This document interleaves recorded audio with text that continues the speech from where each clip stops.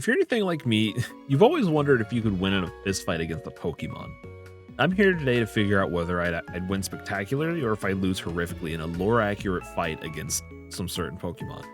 We're going to read every Pokédex entry, only from the games, not the anime, because that's a whole different cup of tea going into the anime. We're only going to be worrying about the games. The circumstances for the fights are that I am in a dark alleyway and it is nighttime, and I've just run into the Pokemon.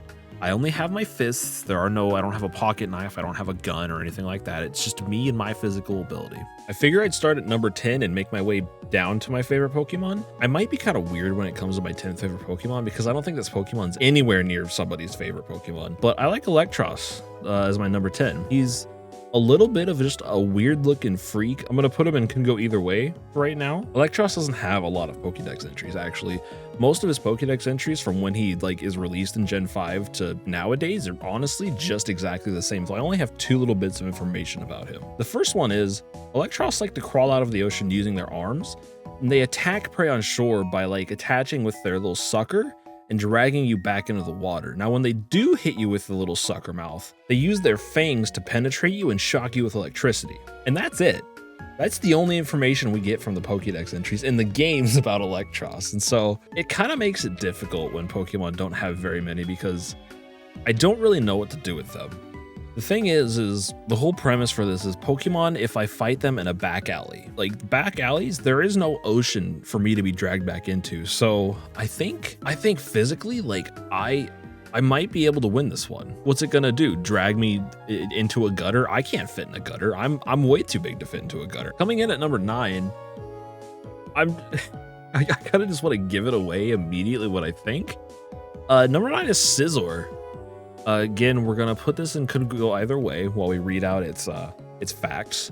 So doing my research, I've pretty much decided that I lose. I'm just gonna put myself into I lose right now. Its Pokédex entries go a little bit like this. It swings its eye pattern pincers to make it seem like it has 3 heads. That's not that dangerous, you know. As a human, I'm pretty smart. I'd be able to figure out, oh, that thing doesn't have 3 heads. It only has 1. Its wings are not for flying. It's only to adjust its body temp. So while it looks like it can fly, it actually can't. The reason it can't fly and only flaps its wings to adjust its temp is because it actually works so hard that if it doesn't do this, its body will overheat and melt. Now, for its power itself, though, its pincers can supposedly crush anything that it grabs. Cool. If you identify as an enemy, it will do nothing to stop until you're nothing but scraps. Until I am literally a paste. Each pincer is 1/3 of its body weight. And it's also said that these can crush boulders entirely. And so you're probably wondering, well, 1/3, how much does a normal Scizor weigh? A normal Scizor weighs about 260.1 pounds. So that means that 1 pincer is about 86 pounds. I don't know about you, but 86 pounds, being hit by 86 pounds, I don't think of steel, pure just steel. Yeah, I mean, it's whatever. I lose. There is no winning a fight against a Scizor in a back alley. Moving on to number 8, actually, takes us all the way to Gen 7, I believe. Oh God. We're starting to get, yes, it is Gen 7. We have Salazzle. I don't know how to feel about this one. I don't think it wants to fight me. According to its Pokédex entries, the first thing that comes up with is it has a reverse harem, which means it has a lot of simps that will fight for it. Poison gas, though, is used as a perfume. I don't know why that's important, but apparently it is. If it does fight people, though, or any other Pokemon, it makes them lightheaded with its gas, but then it turns them into its servants. So that makes me think that if anything, I don't win or lose, and I don't think it's not gonna go either way. I think honestly, this just ends with me being a servant to a Pokemon, and we'll put Salazzle into that row because I don't think there's any fighting this thing. Coming in at number 7, we have a Pokemon from the 4th generation that actually existed first in the second generation. Where are you? Where are you? I know you exist in the fourth generation. Oh, there it is. You know, white on white's not great, but our seventh choice is Togekiss. Togekiss is weird because it doesn't seem like it wants to fight, but this whole thing is me fighting Pokemon in a back alleyway. I don't think I'll even see one because its Pokédex entries go like this. It only visits peaceful regions and brings them gifts and blessing. Only when it's peaceful though. It is very rarely seen in times of turmoil, and the world is almost always in turmoil, especially our world, like the real human life world. Constant turmoil. The only other entry that we had that was anything notable was that it shares blessings with people that respect others' rights. I can't fight this thing. I refuse to fight this thing. So we're not gonna fight it. I'm not gonna fight a Togekiss. There's no reason for me to fight a Togekiss. The only thing it wants to do is spread cheer and joy to the rest of the entire world. There's no reason to fight it. That's it. Coming in at number 6 though, going back to Gen 2. Let's just say I don't think I win. We're going with Tyranitar. I'm gonna do what I did with Scizor just so I can read it. This one actually has a lot of information. According to the Pokédex entries, its body cannot be harmed. Even if I were to land a hit, it can't harm it at all. It can change entire landscapes, and we'll get to this, you know, right now. One entire hand can cause an earthquake. Cool. It destroys mountains to make a nest. I don't know if you understand how big mountains are, but it's making them its nest. No.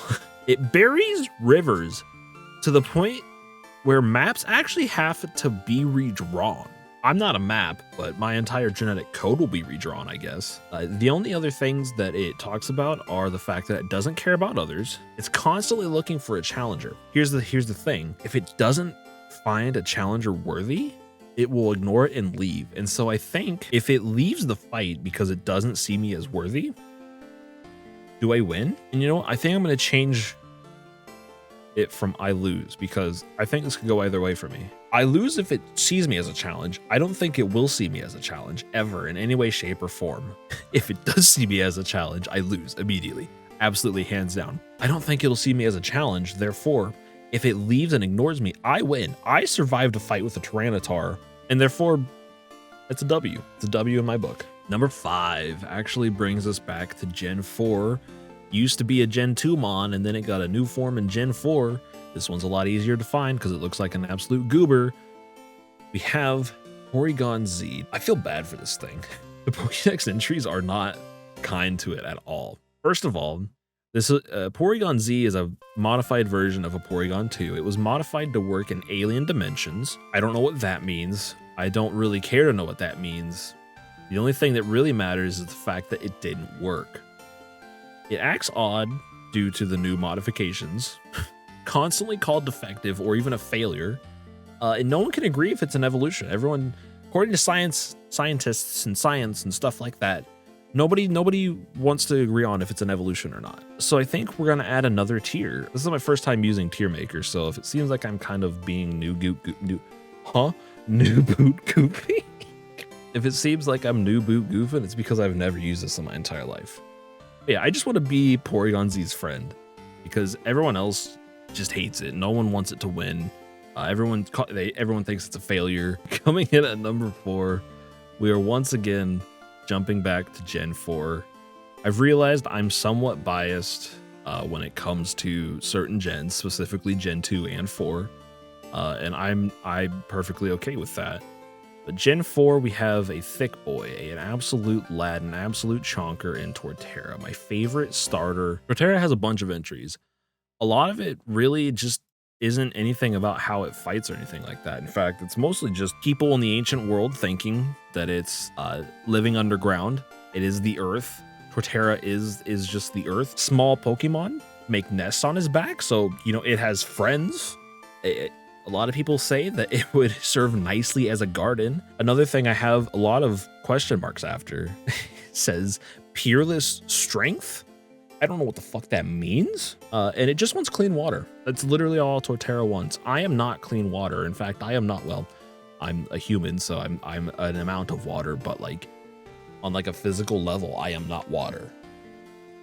Or does that make sense on a like an elemental level? I don't know. We're gonna add another new one. We're adding a lot of new ones. This is not how I thought this was gonna go, but with this new one, we're gonna add would ignore me. I think I can maybe put Tyranitar down here as well. Personally, I need the ego boost of thinking I could technically win against the Tyranitar.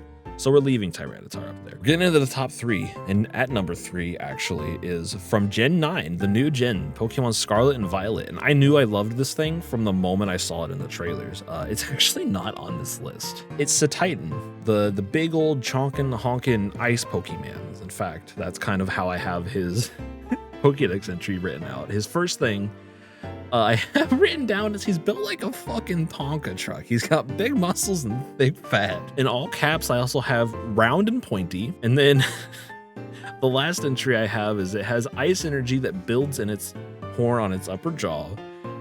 Its horn actually reaches cryogenic temperatures, which I don't know what that word means. I just know that means it's fucking cold. And it freezes all of its surroundings. Even if this thing isn't going to fight me, I lose. Getting close to the top, we have number 2.